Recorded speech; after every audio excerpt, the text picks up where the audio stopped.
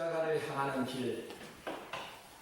우리는 제목만 들어보아도 어떤 길인지 어느 정도는 우리의 마음속에 담고 있을 것입니다. 십자가를 향하는 길이 어떤 길일까요? 사순절이란 부활절을 앞두고 주일을 제외한 40일 기간을 사순절이라고 말씀합니다. 그리고 오늘은 사순절 6째 주일이 되는데요. 오늘은 사순절 6째 주일이라고 말하지 않고 종려주일이라고 이야기합니다. 종려주일이란 무엇일까요? 종려주일이란 예수님께서 예루살렘에 입성하고자 할 때 많은 이스라엘 백성들이 나와 환영하는 그 시간을 우리는 종려주일이라고 합니다. 군중들의 환영을 받는 일, 그 일을 기념하기 위해서 우리들은 종려주일로 지키게 됩니다. 그리고 다음 주에는 곧바로 고난주간이 시작되겠죠. 과거의 신앙생활을 하다 보면 고난주간에는 참 겸손하고 경건하게 보냈던 그러한 신앙적인 태도를 가졌던 기억이 납니다. 아무것도 하지 말라는 것이 아니라 그 한 주간만큼은 십자가를 향하는 그 예수님의 마음을 우리가 한번 생각해보고 그 고난을 깊이 묵상해보자는 하는 마음으로 우리들은 고난주간을 지키게 됩니다. 그 고난주간 동안 우리가 어떠한 것들을 느끼게 됩니까? 속상함을 느끼죠. 왜 예수님께서, 죄 없는 예수님께서 십자가를 지셔야 했을까? 뭔가 속상함이 우리에게 전해집니다. 또 한 가지는 무엇일까요? 감사함이 또 전해지죠. 나를 위해서, 이 벌레 같은 나 한 사람을 위해서 그 감사함, 십자가에 돌아가신 그 예수님의 마음 때문에 우리들은 감사함을 우리가 만끽할 수 있는 그런 시간이 되기도 합니다. 우리는 고난주간이라면 감사, 속상함, 모든 것들이 동시에 이루어집니다. 기쁘기도 하고요, 때로는 슬프기도 하고요, 감사가 넘치는 그런 시간이기도 하죠. 우리가 십자가만큼 우리를 향한 그 큰 사랑이 어디에 있을까요? 이 십자가를 바라보면은 이 십자가 안에서 고난과 고통이 가득 채워져 있습니다. 하지만 이 십자가 안에는 그러한 것만 연상이 되지는 않지요. 주님의 보혈과 사랑이 흐르고 있다는 것을 우리들은 체험할 수 있고요, 관찰을 통해서 살펴볼 수가 있지요. 이 거친 십자가 안에는 예수님의 듬직한 사랑, 예수님의 절절한 사랑이 넘쳐나고 있다는 것입니다. 여러분, 예수님은 잔인하고 거친 십자가를 향해 지금 가고 있습니다. 그 발걸음이 얼마나 무거웠을까요? 많은 이스라엘 백성들은 예루살렘에 입성한 예수님의 그 마음을 아무도 알지 못하였습니다. 하지만 주님께서는 하셨죠. 앞으로 일주일 후면 내가 십자가에 못 박힐 것이라는 것을 이미 주님께서는 하셨지만 말씀에서도 가르쳐 주듯이 많은 군중들은 예수님의 마음을 전혀 알지 못하였습니다.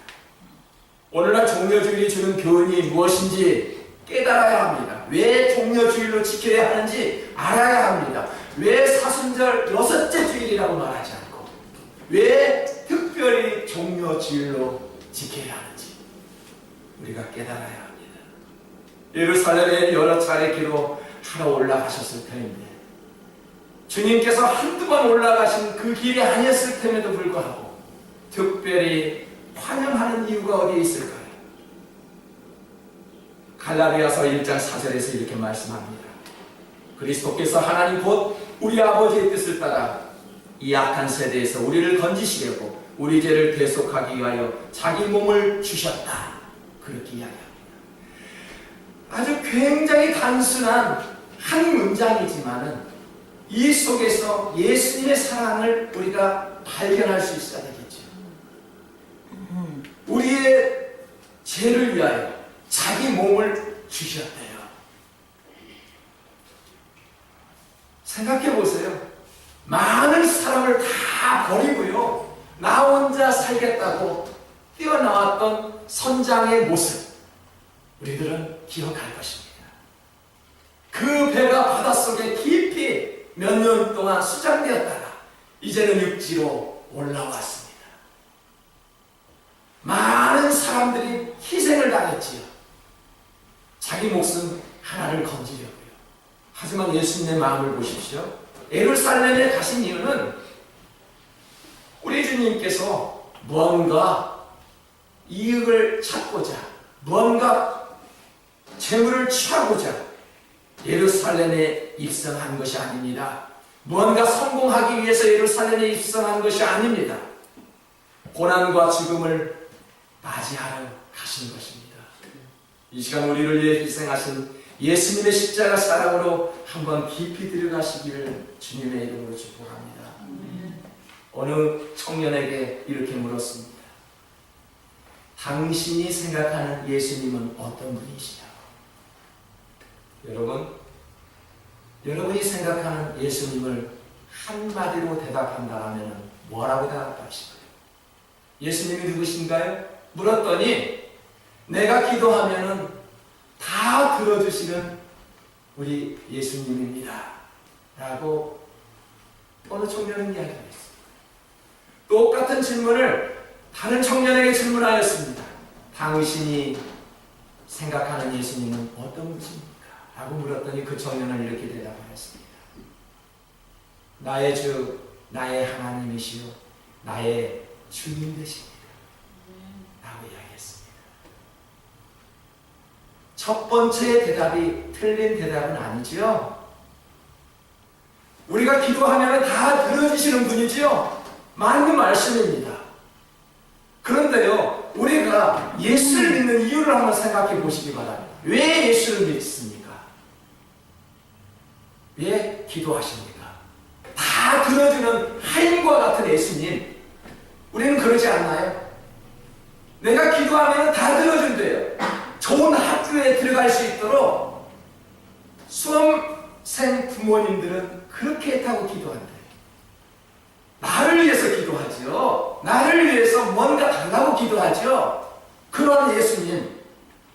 그런데요, 어떤 청년은 그러한 것이 아니라 나의 주 하나님, 그저 나의 주 하나님, 그저 나의 주인이신 하나님, 그렇게 말씀합니다. 여러분, 우리들은 하인된 예수님이 아니라 나의 주인된 예수님을 모셔야 합니다. 아멘. 그래서 예루살렘에 가신 것은 뭔가 뚝딱 하면 들어주시는 인간 예수님이 아니라 만왕의 왕 되신 예수님으로 예루살렘에 입성하시는 것입니다. 아멘. 그래서 많은 사람들이 왕 되신 예수님을 환영했죠. 인간이신 그런 사람을 환영하지 않았습니다. 여러분, 예수님을 나의 하인으로 취급하지 마시기 바랍니다. 나의 왕이지요. 나의 주인이시죠. 아멘. 나의 주인이고 나의 아버지고 그런 분이 내가 기도하지 않았다고 해서 안 들어주실까요? 나의 왕으로 모실 때 나의 뜻을 알아주시는 분 아닙니까? 아멘. 자꾸 달라고 하니까 그래 잠깐 기다려봐, 나중에 좀 줄게, 그렇게 생각하지 않겠습니까? 사랑하는 성도 여러분, 예수님은 왕으로 오셨지요. 본문 13절에 보십시오. 종려나무를 가지고 맞으러 나가 외치되 어떻게 하였습니까? 호산나 호산나 찬송하였다. 주의 이름으로 오시는 이곳 이스라엘 왕이시여. 그렇게 호산나 호산나 찬송하였던 것입니다. 이스라엘 왕으로 오신 것이지요. 뭔가 능력자, 권력자로 오신 것이 아니라 인류의 왕 되신 예수님으로 오셨다는 것입니다. 한마디로 예루살렘의 입성은 왕의 입성이었습니다. 아멘. 그런데 주님을 따라가는 행렬이 있었죠. 많은 군중들은 주님을 환송하고 환영하였지만은 옆에는 구경꾼들도 있었습니다. 우리가 왕으로 예루살렘에 입성하신 예수님을 묵상하면서 받게 되는 메시지가 무엇일까요? 오늘날 우리가 예수님을 나의 왕이요, 나의 진정한 주인으로 모시고 있느냐라는 것입니다. 주님을 따라가는 팬이 되지 마시고요, 주님을 따라가는 제자가 되어야 합니다. 아멘. 여러분, 좋아하는 연예인들이 있습니까? 저도 좋아하는 연예인이 있어요. 특히 여자 연예인들이 많아요. 그렇다고 해서 팬클럽에 가입을 하지 않았습니다. 분명히 누구나 좋아하는 연예인이 있죠. 요즘에 저는, 어제도 제가 우리 교역자분들께 다 말씀드렸지만은, 아무개 가수를 굉장히 존경하고 사랑합니다. 팬이 되고 말았어요. 남자 가수인데요, 정말로 중요한 멋이 있더라고요. 여러분, 팬은요, 그 사람이 저를 알지 못합니다. 박종진이라는 사람이 어디에 사는지를 모릅니다. 하지만 저는 그 사람에 대해서 샅샅이 다 알고 있습니다. 어디에 살고요, 어떻게 지내고 있는지, 직업이 무엇이고 다 알지요. 하지만 제자된 모습은 어떨까요? 저에게도 스승이 있습니다. 그 스승을 바라볼 때마다 뭔가 나의 모습을 버리고 그 스승을 따라가기 위해서 뭔가 몸부림을 치지요. 나의 부족한 것을 채우기 위해서, 그 스승을 닮아가기 위해서 무언가 배우지요. 헌신이 있어요. 팬은요, 그 사람을 위해 헌신하지 않아요. 그 사람보다 더 좋은 사람이 있으면 이 사람을 버리고 그쪽 편이 되는 거 아닙니까? 하지만 제자는 그렇지 않습니다. 온전히 스승만 따라가게 됩니다. 헌신적이죠. 그래서 주님께서는 나의 참된 제자가 되려거든 자기를 부인하고 자기 십자가를 지고 나를 따라오라라고 이야기했죠. 그게 참된 제자죠. 제자된 모습은요, 변함이 없습니다.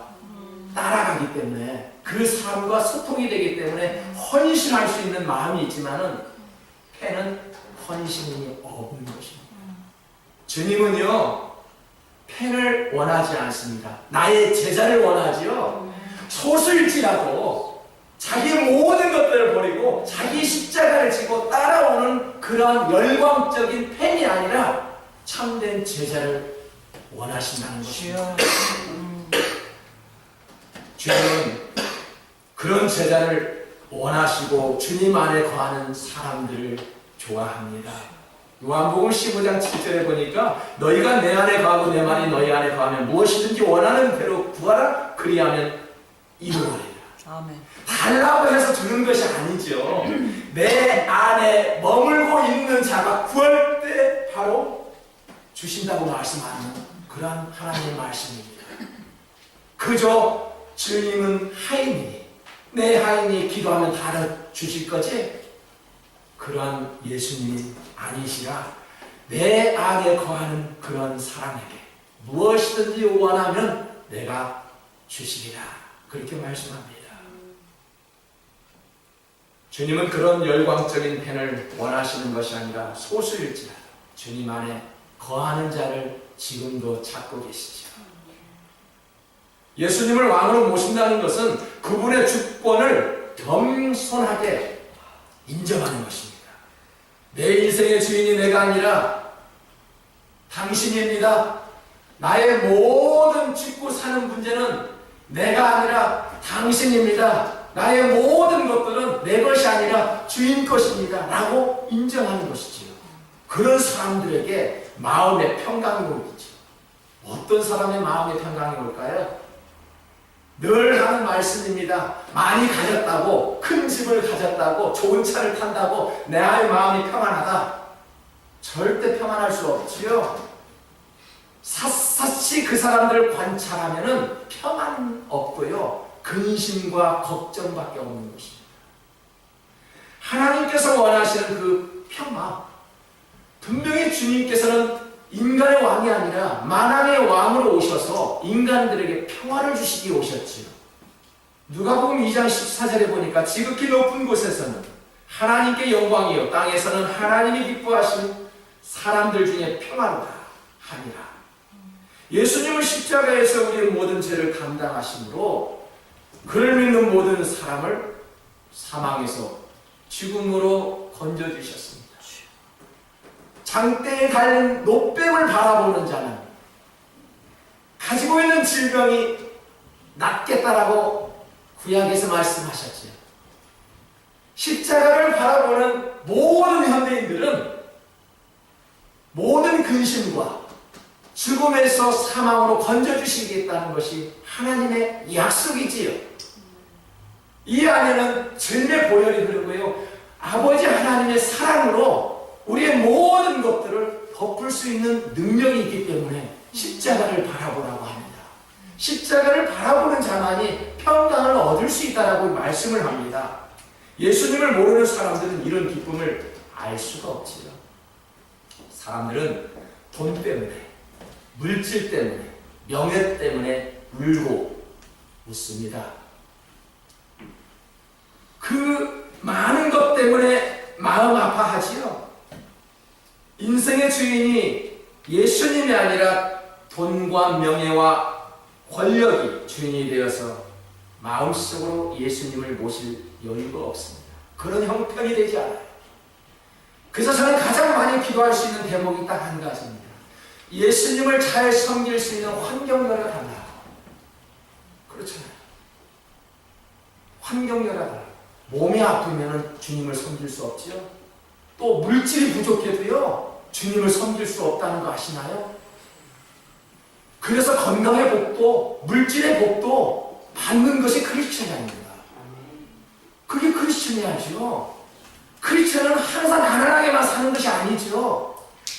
항상 부자여야 한다, 그런 것도 아니지만은 넉넉한 물질, 건강한 체력도 있어야 주님을 섬길 수 있지 않겠습니까? 여러분, 예수님을 마음에 모실 수 있는 환경을 열어달라고 우리는 그렇게 기도해야 합니다. 그게 뭐예요? 주님께서 주시는 평안이죠. 평화입니다. 평화스러운 가정들을 보면은 주님을 참 잘 섬기게 되지요. 불평이 가득 차고요, 불만이 있으면은 어떻게 하나님의 전에 나와서 예배할 수 있을까요? 화목한 가정이 예수님도 잘 섬기는 가정이라는 것을 우리는 쉽게 바라볼 수 있습니다. 우리가 평화의 왕으로 오셨는데 우리가 평하지 못한 이유가 어디에 있을까요? 내 가정을 통해서 주님을 모시고 있는다고 하지만, 내 직장에 주님을 모신다고 하지만은 설령 내 가정의, 내 직장의 주인은 우리 주님이 아니라 내가 주인으로 살고 있지는 않나요? 한번 생각해 보세요. 과연 내 가정의 주인은 나인가? 아니면 우리 예수님인가? 세상에서 가장 무서운 것은 사람 짐승이 아니라 누구라고요? 사람입니다. 짐승이 무섭다고요? 나는 요즘에 짐승들이 왜 이렇게 귀여운지 몰라요. 외환견들을 보면 저는 굉장히 사랑하고 좋아합니다. 정말 우리가 무서워할 것은요, 사람입니다. 사람 중에 어떤 사람이 무서운가요? 나에 대한 단점을 가장 잘 알고 있는 사람이 무서운가요? 요즘 정치인들은 상대방의 단점을 잘 알아서 그 단점을 꼬집었을 때 자기가 대통령에도 나올 수 있고요, 정치의 권력을 잡을 수 있는 것이 사람들의 모습입니다. 사람이 가장 무서워하는 사람은 나에 대해서 단점을 아는 사람도 아닙니다. 정신 이상자도 아닙니다. 가장 무서운 사람은 누구일까요? 나 자신입니다. 여러분, 내가 얼마나 무서운 줄 아시죠? 모르는 것은 큰 실수입니다. 나라는 사람이 얼마나 무서운 줄 아십니까? 제가 여러분을 볼 때요, 인간 아무개를 굉장히 무서워하는 이유가 무엇일까요? 그 사람 한 사람으로 인해서요, 그 공동체가 죽고 살게 되는 거죠. 여러분의 한 사람 때문에 그 가정이 깨지고요, 여러분의 한 사람 때문에 그 가정에 평화가 온다는 것을 아십니까? 여러분의 한 사람 때문에 이 교회가 분열되고요. 여러분의 한 사람 때문에 이 교회가 아름답게 성장하고 있다면 나 자신이 얼마나 무서운 사람일까요? 그런 의미에서요, 저와 여러분은 굉장히 무서운 사람들입니다. 말 조심하셔야 되고요, 행동 조심해야 됩니다. 왜 목사만, 왜 목회자의 자녀들만 행동 조심하고 왜 그래야 됩니까? 왜 장로님 가정들만 왜 열심히 주일에 나와서 봉사해야 되고 왜 나는 가만히 앉아만 있어야 됩니까? 누구나 나 한 사람이 그렇게 존귀하기 때문에 그렇습니다. 그래서 그 존귀한 한 영혼을 예수님께서는 끝까지 포기하지 아니하시고 먼 산과 들을 향해 나가시죠. 그 사람을 향해 찾으시죠. 왜요? 나 한 사람이 그렇게 소중하기 때문에. 사랑하는 성도 여러분, 우리는 그런 의미에서 굉장히 무서운 사람들입니다. 존귀함을 받는 그러한 존재입니다. 나 한 사람 때문에 이 공동체가 살고 죽느냐에 따라 있다라면 우리의 모든 행동을 조심해야 한다는 이야기죠. 오늘 말씀을 보니까요, 우리가 하나님으로부터 평화를 받으려면 십자가를 바라보라, 그렇게 이야기합니다. 나 한 사람, 나 예수 그리스도 이 생명을 불태워버리니까 모든 인류가 구원을 받으시더라. 이사야 53장 5절에 보니까 그가 찔림은 우리의 허물 때문이요 그가 상함은 우리의 죄악 때문이라. 그가 징계를 받음으로 우리는 평화를 누리고 그가 채찍에 맞음으로 우리가 나음을 입었도다. 그가 죽고 그가 채찍에 맞았기 때문에 우리의 죄가 사라져버렸대요. 그가 헌신하였기 때문에 내가 사망에서 생명으로 구원을 받았다고 그렇게 말씀한 대목입니다. 그래서 주님께서는 우리의 인류를 위해서 우리의 죄를 대신하기 위해서 고통의 십자가를 지셨지요. 우리도 그 십자가를 바라보므로 우리의 시련과 고통을 이기면서 살자는 말씀입니다. 왜 십자가를 바라봐야 합니까? 왜 고난주간에는 좀 더 경건한 모습으로 지내야 합니까? 우리의 시련과 고통을 짊어진 예수님을 좀 더 깊이 묵상해보자는 의미에서입니다. 그래서 예수님은 우리에게 겸손을 가르쳐 주셨습니다. 겸손의 왕으로 오셨기 때문에 겸손을 가르쳐 줄 수 있는 것이죠. 본문 15절에 보니까 예루살렘에 입성하실 때 나귀 새끼를 타고 가셨대요. 정말 왕으로 입성하기보다는 정말 우스꽝스러운 모습에 불과합니다. 뒤에 보니까 뒤따르는 군사도 없었습니다. 중무장하는 그러한 군인들도 없었습니다. 너무나도 초라하기 짝이 없었습니다. 요즘에 대통령이 감옥에 가도 그냥 가지 않더군요. 수많은 수행원들이 딱 가고 있는 것을 보았습니까? 나귀 새끼가 아니라 정말로 우리가 타볼 수 없는 그러한 고급 승용차를 수십 대 몰고 행렬히 감옥에 들어가는 걸 봅니다. 검찰에 들어가는 것을 봅니다. 왜 그럴까요? 이 나라의 왕과 모든 인류를 다스리는 왕과는 다르기 때문이죠. 한 나라를 다스리는 왕은 어떤 모습입니까? 많은 무장된 군사들이 주변에 있어야 합니다. 국군 통수권을 가지고 있는 것이 대통령이지 않겠습니까? 좋은 비서관들, 훈련된 수행원들이 옆에 즐비해 있어야 합니다. 그래야 내가 안전하기 때문입니다. 온 인류의 왕으로 오신 우리 주 예수님을 한번 생각해 보십시오. 그저 나귀 새끼 한 마리였답니다. 얼마나 겸손한 왕으로 오셨는지 지금 보여주고 있는 대목이지요. 우리가 나귀 타고 입성하신 겸손의 왕을 묵상하면서 받게 될 메시지가 무엇일까요? 우리도 주님을 따라 겸손한 삶을 살아야 되지 않을까? 그런 생각을 주고 있지는 않나요? 맞습니다. 현대는요, 피할 시대예요. 자기의 모든 것들을 알려야 자기가 올라가는 시대에 살고 있습니다. 여러분, PR은요, 퍼블릭 릴레이션의 약자지요. 자기를 많이 홍보하는 것이 PR이래요. 여러분, PR도요, 겸손하게 자기를 PR할 줄 알아야 되지요. 뭔가 신실성이 있어야 되지요. 거짓말이 포함돼서는 안 되지요. 순수함이 담겨 있어야 PR이 되는 것입니다. 자랑도요, 포장해서 자랑해 보십시오. 금방 그 모습을 발견할 수 있습니다. 겸손하게 자랑하고요, 주 안에서 자랑할 때 그 자랑이 진짜 자랑이 되는 것이죠. 이사야 53장 2절에 보니까 예수님을 이렇게 예언하였습니다.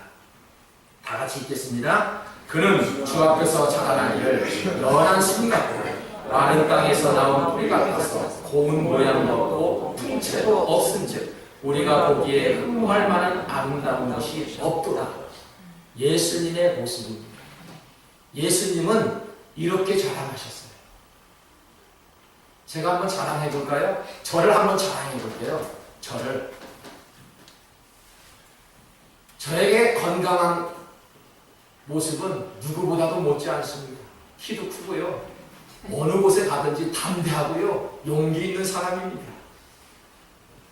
좀 더 자랑해 볼까요? 그러면 상처받을까봐 자랑 더 이상 안 할게요. 예수님은요, 흠모할 만한 아름다운 것이 없대요. 저 보세요. 얼마나 자랑이 이렇게 잘합니까? 그런데 우리 겸손의 왕으로 오신 예수님은 정말로 자랑할 것이 없어서 많은 사람들이 그를 존경하지 않았어요. 어떻게 하면 저 사람을 죽일까? 모함을 써서 옥에 넣을까? 그렇게 생각했단 말입니다. 우리 예수님을 두려워하지도 않았어요. 무서워하지도 않았어요. 인간들의 모습도 그렇죠. 순하고 선하면 우습게 보지 않나요? 한번 물어볼게요. 순하고 착하고 그런 사람들 보면 우습게 생각되지 않나요? 아니라고요? 그러면 정말 겸손하신 분들입니다. 오늘 예수님을 보니까요, 너무너무 겸손해서 많은 이스라엘 백성들이 그를 무시했대요. 얼마나 웃기는 이야기입니까? 어떻게 하면 책잡고 해야 할 기회를 노려서 늘 공격의 대상이 바로 예수님이셨다는 이야기입니다. 그런데 예수님은 끝까지 겸손을 놓지 않았습니다. 자기 자신을 십자가에 내어 주기까지 하셨습니다. 끝내는 온 인류를 구원하셨습니다. 여러분, 희생과 겸손 없이 사역에 임할 수 있다고요? 봉사 잘하시는 분들에게 물어볼게요. 우리 사역자 분들에게 한번 물어볼게요. 희생 없이 내가 사역한다고요? 희생 없이 내가 봉사한다고요? 희생 없이 봉사하고 희생 없이 사역한다는 것은 저는 가짜라고 생각합니다. 무조건 가짜라고 생각합니다. 여러분, 어떻게 사역이 희생 없이 내가 시간이 있을 때면 하고요, 내가 하고 싶을 때 하고요, 내가 여유 있을 때 하는 겁니까? 그건 가짜이지 않겠습니까? 여러분, 진짜는 내가 곧 길이요 진리요 생명이니 나를 말미암지 않고서는 하나님을 볼 수 없다. 그 예수님을 믿을 수 있는 그 믿음, 그 담대한 믿음, 그거 하나 가지고 우리들은 표대를 향해서 달려가지 않습니까? 진리가 무엇인지 그 한 가지를 보고 우리들은 사역의 자리에서 임하지 않겠습니까? 여러분, 가짜 믿음 가지고 있으면 다 압니다.